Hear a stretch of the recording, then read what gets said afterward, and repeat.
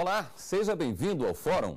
O programa de hoje fala sobre a contaminação proposital de doenças infecto-contagiosas.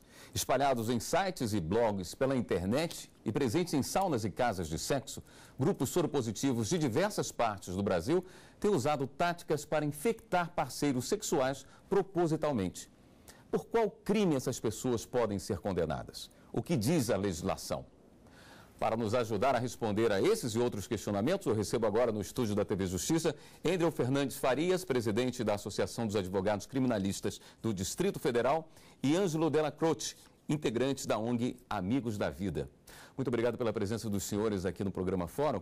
Doutor Endrel, a pessoa que transmite uma doença de forma proposital, ela responde por qual crime? Olha, William, você tocou no... Eu poderia lhe dar uma resposta agora, breve, e não levantar o quão tormentoso é esse tema para a comunidade jurídica, no campo, digamos, doutrinário. Vou responder agora brevemente a você. Atualmente, a comunidade jurídica, leia-se, a jurisprudência e a maioria da doutrina está se encaminhando para o quê? Aquele que transmite dolosamente a doença responderia pelo delito de lesão corporal gravíssima. Então, porque ele ofende a saúde de outrem, resultando em uma enfermidade incurável, que seria a AIDS. Então, a tipificação que a jurisprudência está tendendo atualmente, a título de passagem, o Tribunal de Justiça aqui do Distrito Federal, o Superior Tribunal de Justiça, é isso. É classificar esta conduta como lesão corporal gravíssima. Ocorre que, e aí esse é o ponto, a gente já começa com um tema tormentoso. Porque não existe unanimidade. Porque além do delito de lesão corporal, outrora, a comunidade jurídica, por exemplo, alguns doutrinadores sinalizavam que poderia ser o crime de essa conduta tipificar o crime de homicídio. Ou tentativa, na maioria dos casos, tentativa de homicídio. Então, aquele que transmite a doença dolosamente praticaria a conduta de tentativa de homicídio. Hoje em dia, com o avanço da ciência, especificamente da medicina, entende-se que a transmissão do vírus da AIDS não é uma sentença de morte, é curável, há tratamento, né? Então, que seria lesão corporal gravíssima. Mas há ainda aqueles que entendem que seria o crime tipificado no artigo 131 do Código, que é o perigo de contágio de moléstia grave. Mas é uma posição já minoritária. O que está sendo feito para identificar esses grupos e modificar esse tipo de comportamento? Se essa é uma prática que tem ganhado muito espaço pela internet, a identificação dos grupos não é tão difícil assim, não é? Sim. No âmbito de atuação da ONG Amigos da Vida, a gente vai preocupar exatamente com isso. Que motivos levam as pessoas a terem essa prática, né? É sabido que é uma prática antiga. Hoje está se dando mais visibilidade, mas existe há muito tempo as festas roletas russas, festa da roleta russa. São festas em que são convidados 20, 30, X participantes, alguns deles soropositivos, todos sabem disso, não é uma festa, você não vai sem saber, você sabe disso e você se joga sem proteção, uma festa regada a sexo e é uma roleta russa. Contamina-se ou não, vai depender da sorte. E isso evoluiu para isso que a gente chama hoje de carimbar, que é passar propositalmente o vírus para uma pessoa soronegativa. Então, no âmbito da ONG Amigos da Vida, a gente vai se preocupar, que é o combate ao HIV/AIDS, né? A gente vai se preocupar por que isso acontece. E o primeiro ponto que a gente vê é a vingança, uma espécie de raiva, uma inconformidade com a doença, com a sua própria contaminação, a sua própria sorologia. Então, ele disse assim, se eu tenho, por que outra pessoa não pode ter? Se eu peguei. E o segundo ponto que a gente também fica pensando é na questão do prazer com a transgressão. Ou seja, eu tenho prazer, aí a gente fala explicitamente do prazer sexual, eu tenho prazer em transgredir, em desobedecer uma lei, e aí a gente pode correr também para outras interpretações. Os psicólogos talvez falariam melhor. O sadismo, ou seja, você ter prazer no sofrimento do outro, prazer em ver a outra pessoa, o mal da outra pessoa. E as campanhas, a gente não tem outra saída, A única é prevenção. Prevenção sempre. não esquecer. E uma tática que está acontecendo muito está sendo divulgado na mídia, que é esse que quer transmitir, ele fura com alfinete, perfurar a camisinha. Não é a camisinha, ele perfura a embalagem. Porque na hora do sexo, a pessoa não vai conferir se aquela embalagem está aberta, está sendo aberta ali na hora. Eu não sei que aquela embalagem está perfurada já. Então, a gente bate na tecla da prevenção. E, na dúvida, leve a sua própria camisinha, leve o seu próprio preservativo. Perfeito. No caso de uma festa onde as pessoas vão sabendo que estão correndo esse risco, faz alguma diferença para a área jurídica? William, faz. A depender da sua interpretação. Por quê? Eu vou começar com um tecnicismo, mas depois eu vou buscar esclarecer. Algumas causas excluem a ilicitude de um fato típico. Por exemplo, o consentimento do ofendido. Então, vou dar um exemplo aqui do cotidiano. Se alguém consente que outrem lhe desfira um tapa no rosto, esse tapa no rosto, em que pese ser a contravenção penal de vias de fato ou delito de lesão corporal leve, esse tapa no rosto foi consentido pelo ofendido. E aí a doutrina entende que o consentimento do ofendido é uma causa, tecnicamente, supralegal de exclusão da ilicitude. Como exemplo do quê? Como exemplo da legítima defesa. Mas calma lá. Nesse caso, não é a mesma situação. Então, alguns doutrinadores, parte da comunidade jurídica, o que vai entender? Fala assim, olha, esse é um tipo de caso em que não se admite o consentimento do ofendido. Por quê? Porque uma coisa é lesão corporal leve, em que eu posso dispor da integridade física nesse ponto, outra coisa é a transmissão de uma doença incurável. A pessoa não tem, é como se fosse indisponível a pessoa. A pessoa não pode dispor da própria vida, não poderia dispor, ela não pode, esse consentimento seria inválido e o agente que transmitiu o vírus responderia, quer a pessoa tenha consentido ou não. Isso para o setor.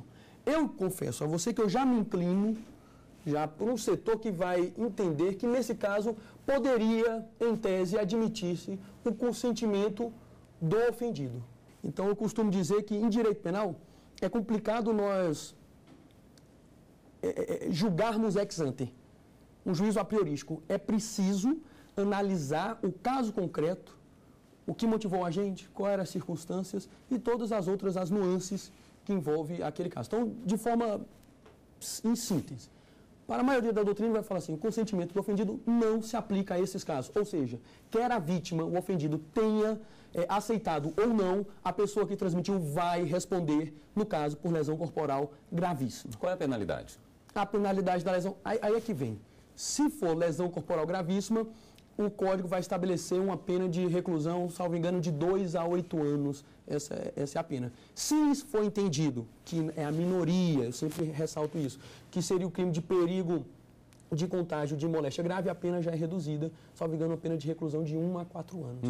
Ângelo, esse grupo é de fácil identificação? Tem uma faixa etária, tem um estado onde está mais presente, são pessoas mais novas que querem viver perigosamente? Qual é a cara das pessoas que estão praticando esse tipo de crime hoje no Brasil? Sim e não. De fácil identificação, sim. Se você correr as redes sociais, você vê nos aplicativos de celular, direto, tem essas chamadas. No site de encontro, por exemplo, tem pessoas que exigem, eu quero sexo sem capa, sem borracha. São algumas gírias usadas para sexo sem preservativo. Não por quê? Porque para chegar efetivamente a esses eventos é muito difícil. As pessoas elas conversam por códigos, ninguém faz uma propaganda explícita dizendo hoje haverá uma festa assim, assim, assado. Você me perguntou da faixa de idade. Teve uma pesquisa por ocasião do Carnaval, agora no Rio de Janeiro, que nos preocupou sobremaneira. Essa pesquisa revelou que 88% dos pesquisados disseram que se o parceiro pedisse, eles abririam mão do preservativo.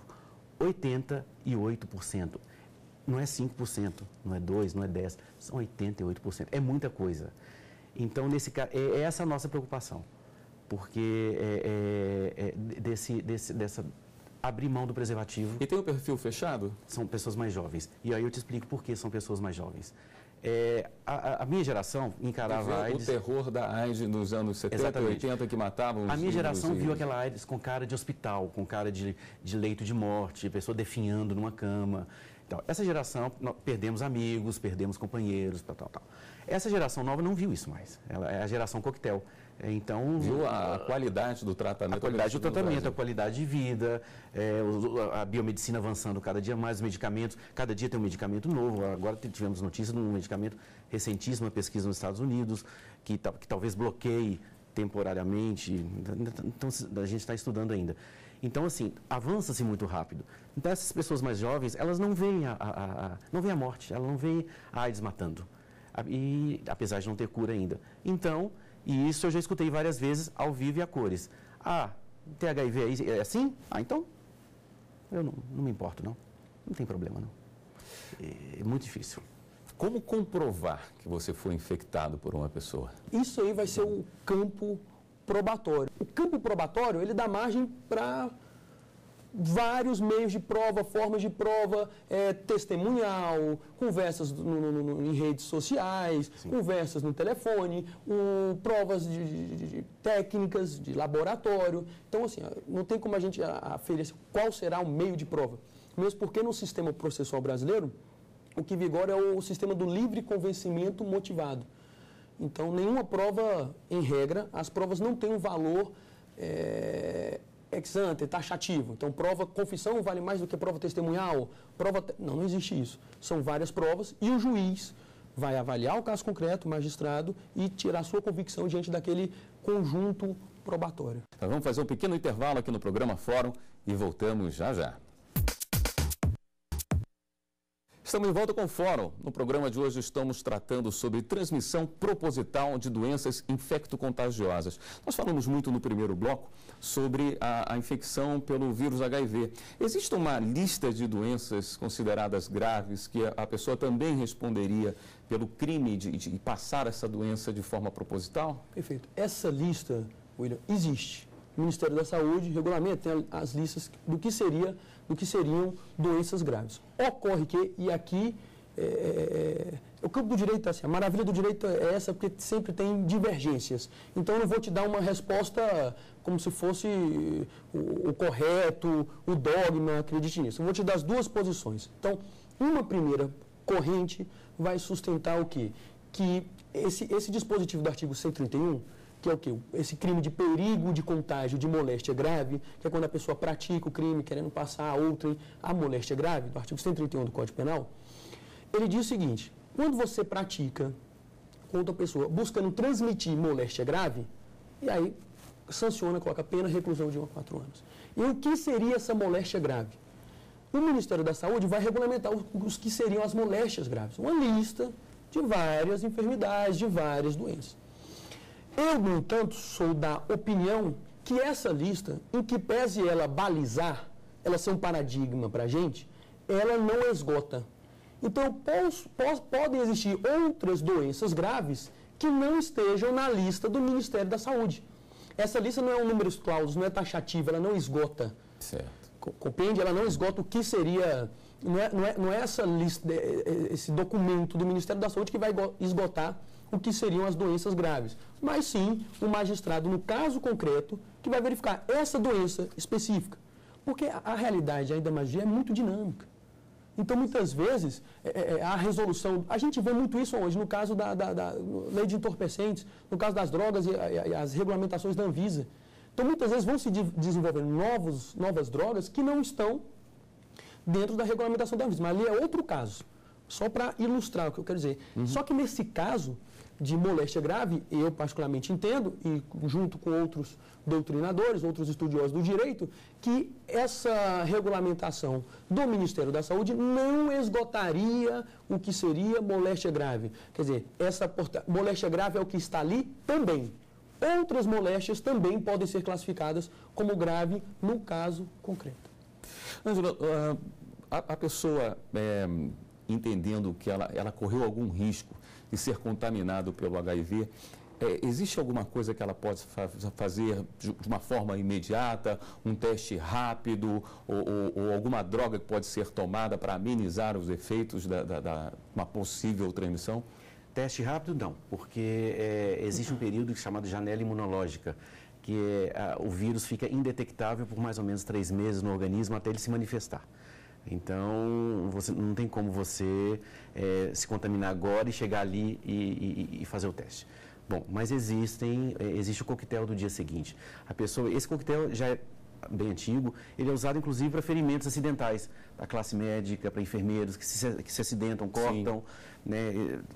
Suspeitou-se que correu risco, corre num posto de saúde, numa unidade de saúde, e você fica tomando, eu não sei exatamente, vai depender da avaliação médica, você fica tomando por um período o coquetel e fazendo exames periódicos até confirmar que você não foi contaminado. Ângelo, hoje se discute muito uma legislação que proteja os grupos, por exemplo, os homossexuais de preconceito. Ações como essa podem ir na contramão e atrapalhar esse trabalho que está sendo feito contra a homofobia no país? Sim e não. Vou te dizer de novo por que sim e não. Nos primeiros tempos, nos primórdios da AIDS, ela estava vinculada ao grupo homossexual. Né? Era chamado grupo de risco. Hoje não se fala mais em grupo de risco. Não existe mais essa proporção. Inclusive, as maiores taxas de infecção estão entre heterossexuais. Certo. Então, não há mais que se falar que esse grupo é de risco e esse não é.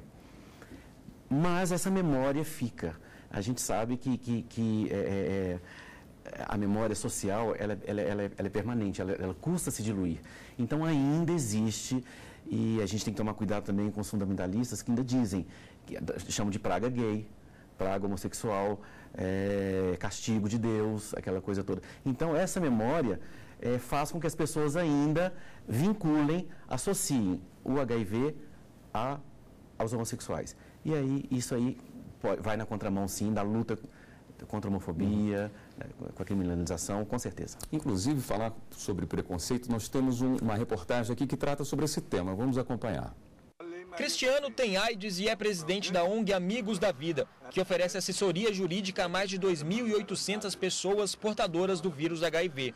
Ele conta que os casos de preconceito são bem comuns, inclusive com crianças. O local onde se dá mais essa questão do preconceito é o local de trabalho, onde a gente percebe a mudança de comportamento dos companheiros de trabalho, realmente a exclusão, né, a que nós somos submetidos no dia a dia. O preconceito realmente não pode ser uma barreira na vida de uma pessoa que vive com AIDS. Para algumas pessoas, uma lei específica poderia ajudar a combater esse tipo de preconceito. Sabe um pouquinho a mente das pessoas, né?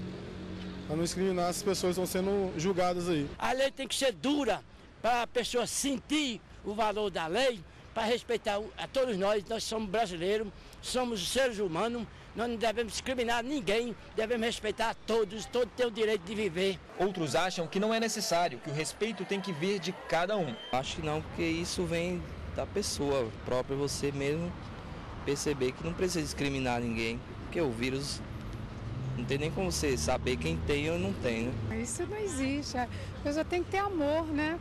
Tem que passar amor para essa pessoa e não discriminar. O governo sancionou uma lei para combater a discriminação contra pessoas portadoras do vírus HIV e doentes da AIDS. Impedir ou recusar que eles sejam alunos em estabelecimentos de ensino, entre outros comportamentos, pode dar de 1 a 4 anos de prisão.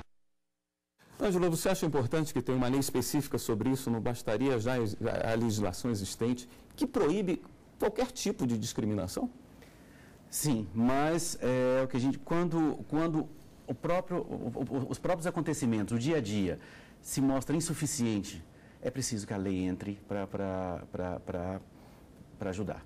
Então, eu concordo, sim, não haveria necessidade, a nossa Constituição é clara, discriminação, não, todos somos iguais perante a lei, ponto final, acabou. Mas se na prática isso não acontece, é preciso, então, um reforço e para lembrar as pessoas. Um exemplo que eu dou aqui é a Lei Maria da Penha. Precisaria da Lei Maria da Penha para enquadrar a violência? Não, já tem uma lei, já tem a legislação penal, a legislação aí contra a violência, mas precisou e precisa realmente da lei para fortalecer esses grupos que a gente chama de fragilizados. São as minorias e que são marginalizados e, por serem minorias, são discriminados. Qual o seu entendimento sobre isso? Olha, William, de proteção aos negros, à mulher, à criança, ao idoso. Aqui eu vou pedir máxima vênia ao querido Ângelo. Eu sou veementemente contrário a esse tipo de prática. Porque outrora os direitos humanos eles eram vistos como instrumento de defesa do cidadão contra o avanço do Estado persecutor.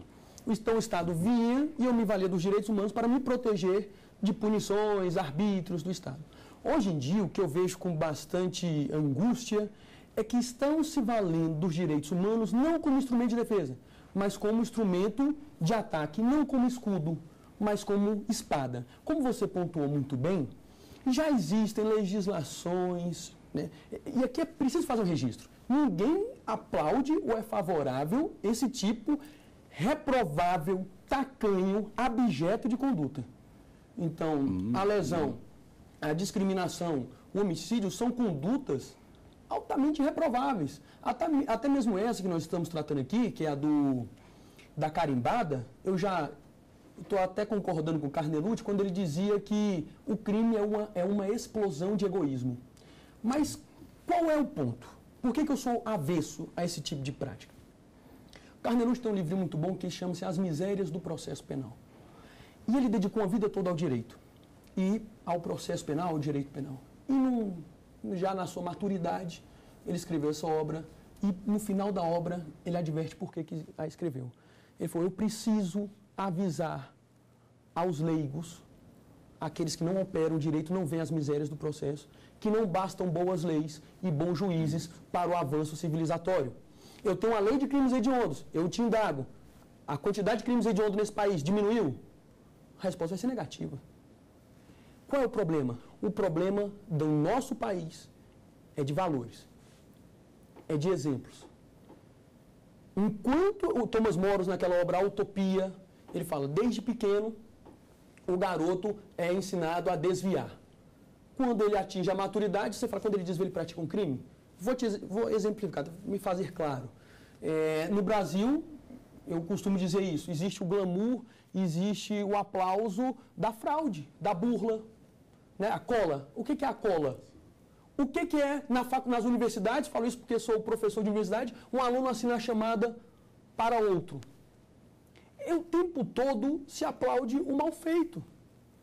Então, o problema, como é que eu vou corrigir a discriminação? Como que eu vou corrigir esses problemas, os problemas de violência doméstica? Eu vou corrigir, lógico que o direito ele é importante para coibir, não tenho a menor dúvida, mas ele é insuficiente. E o problema é que nós vivemos hoje um populismo penal. Não dou conta de resolver o problema? Lei penal, o que é pior.